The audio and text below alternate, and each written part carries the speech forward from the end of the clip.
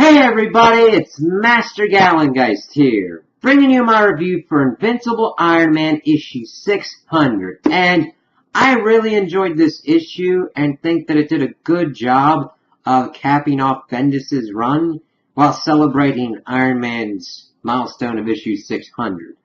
Now, I didn't see the end coming with this issue, like what was set up, because I hadn't been reading Infamous Iron Man, so I'm intrigued to see if they're going to be using that going forward and what repercussions it'll have.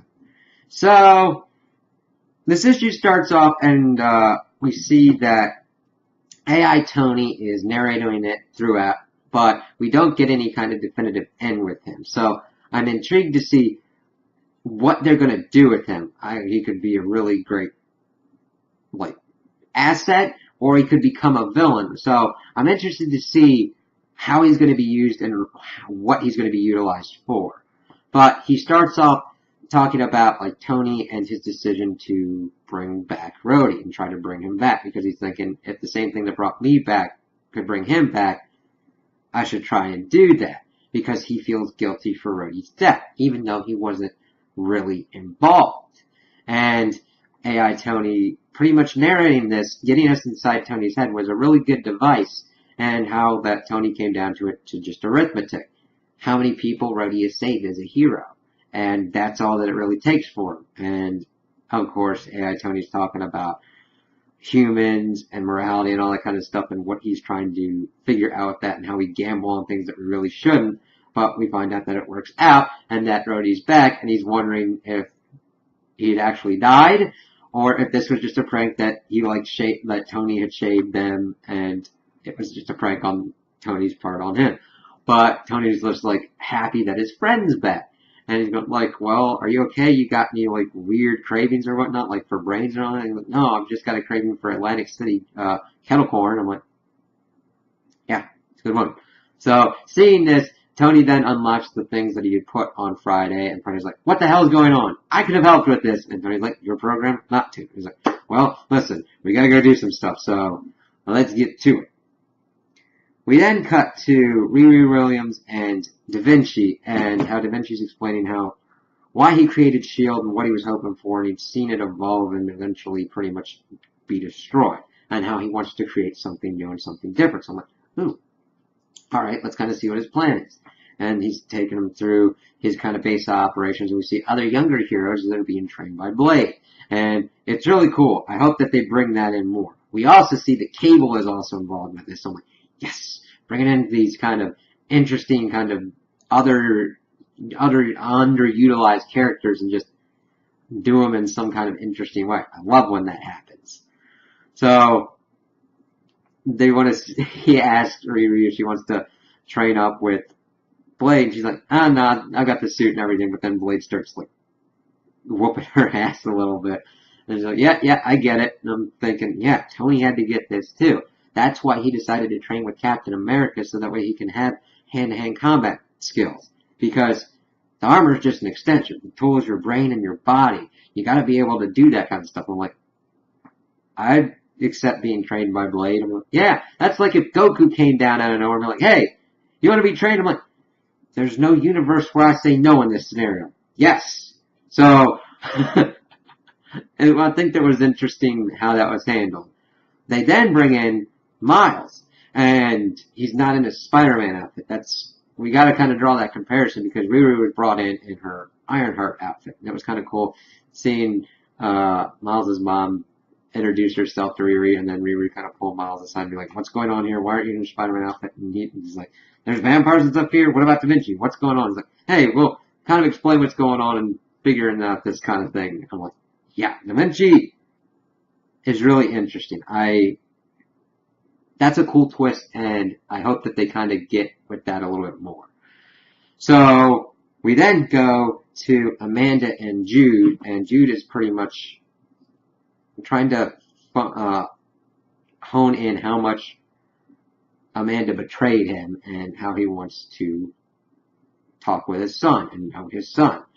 But we don't know why he wants to know his son. So those are the parts that we want. And It then cuts off before that somebody is got privy to their meeting. We then switch up to Eric Lynch and the Hood, and he's got a gun to his head, trying to get Eric to sign away his power of attorney so when he gets Stark Enterprises, the Hood and his associates get Stark Enterprises and can use it for their nefarious ends and means.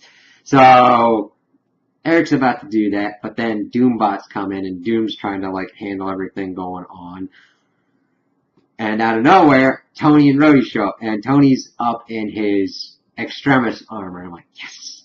That was one of my favorite armors until the Bleeding Edge was introduced. So I'm really happy to see that armor and see it drawn again. It was a pivotal evolution of Iron Man's character with that armor, and I really like that armor a lot. The only one that tops it for me is the Bleeding Edge, and I just wish that had been used more. I know that his one that he had been using currently was kind of similar to the Bleeding Edge, but I just like those kind of armors because they're the natural evolution of Tony. So he's coming in with all his Iron Man armors and just fighting all the supervillains that are there, but the Hood is the biggest danger, and he tries to go after Tony to possess him, but Dr. Doom comes in and takes him out, and they go off and have their own fight. And Tony's like, what's going on here? He, of course, gets to the yacht and says, all right, you kind of want to have this, Eric? And he's like, yes, God, please. And he's like, all right, accept your resignation. Now get off my boat. And he's like, I'm sorry. I'm really sorry. As he just goes away. I like how that was handled. So everything worked out there. We then get back to Amanda and Jude. Well, we get to Doom and the Hood first, and we see them doing their fight, and Hood's pretty much explaining his whole kind of spiel to Doom. He's like, yeah, my influence if I take over Tony Stark's going to be amazing. And then he starts seeing that Doom's using this magic array that's forbidden to mortals, and he's going, oh, you're doing this for them? They hate you, Doom, as he's grabbing his face and doing something to it. So we don't know exactly what happened with Doom and the Hood.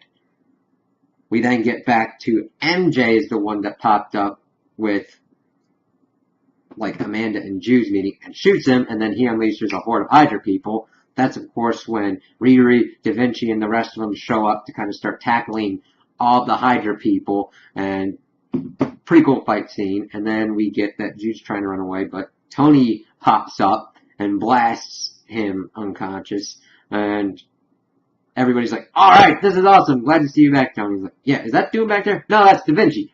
Okay! Riri then gives him the rundown that he's trying to do something for the future. Tony's like, I'm down for this. Where do I sign up? What do I need to do? How do I help? And I'm like, yeah, Tony, he's back from the dead, he's got no hair, but he's ready and raring to go.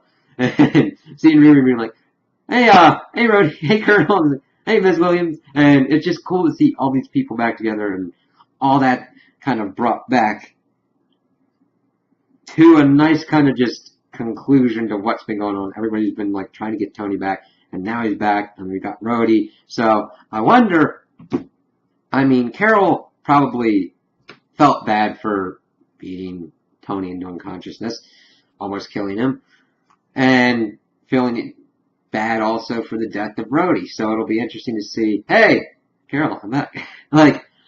I know that they've had interactions in the Avengers, but that's not really the focus. I kind of hope that they kind of do that and you're like, hey, I got my friend back and here's Rhodey, so let's just kind of patch this kind of thing up. So that would be kind of an interesting thing to explore at some point. We then get the final appearance of Doom, and we see that his face is all mangled and everything, and that AI Tony knows that Doom did something and has been doing something to protect Tony, and he's been doing stuff behind the scenes that nobody really knows about. So I hope that that is delved into at some point, be it within the Iron Man series or within some other Doom-centric series, or whenever Doom reappears, because he went into his castle, it started kind of getting back together, and then it kind of whooped out of existence. We're like, okay. And we get towards the end of the issue, and this is where the big kind of surprise came for me, because we see this character, Tempest, and she needs to see Doctor Strange. And it's really kind of weird because I'm like, okay, I wasn't familiar with this work that Bendis was doing with the mutants. Because I'm like, oh, okay, you need to see Doctor Strange. Okay, wait a minute. That's kind of a Nightcrawler. What? Why would he be kind of like doing the wrong thing for the Sorcerer Supreme? And then she runs in to get to the Sorcerer Supreme, and we see that it's not Stephen Strange.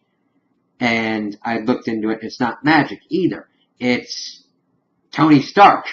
He's got like little Iron Man people as his attendants and everything, and he's like, oh yeah, how can I help you, child? And Evan, this is not the correct 2099 version that Tempest is used to. She's used to magic being the Sorcerer Supreme because she trained under her and had to go back in time and everything. And this means something Highness has changed, and that's why she's kind of breaking down. Like, that's another kind of logical evolution for Tony Stark. No, it doesn't seem like it at first, but the blending of magic and science definitely would make it a next evolutionary step for Tony at some point.